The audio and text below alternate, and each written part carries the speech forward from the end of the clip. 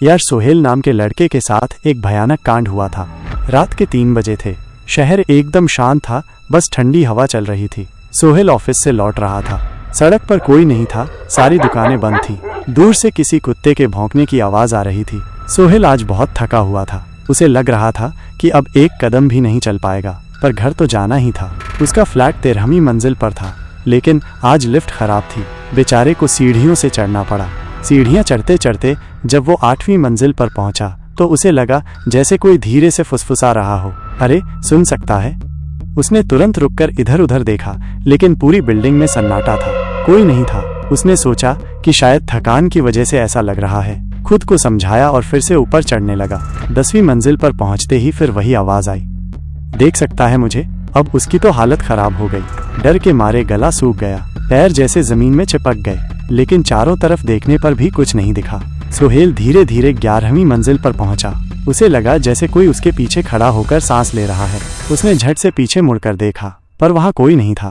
फिर भी उसे अपनी गर्दन के पास हल्की ठंडी हवा महसूस हुई। सीढ़ियों पर सब नॉर्मल था, लेकिन उसे लग रहा था जैसे कोई भूत वूत उसके आसपास घूम रहा हो। डरते डरते उसने 12वीं मंजिल पर कदम रखा। अब तो उसका पूरा शरीर कांप रहा था, और तभी सामने अंधेरे में एक काला साया खड़ा था। उसका कोई चेहरा नहीं था, बस 2 जलती हुई आंखें। हवा में अजीब सी ठंडक थी, जैसे टाइम रुक गया हो। सोहेल कुछ बोलने की कोशिश कर रहा था, लेकिन मुंह से आवाज ही नहीं निकल रही थी। फिर वो साया धीरे से फुसफुसाया, अब देख पा रहा है मुझे? सोहेल का शरीर पत्थर का हो गया।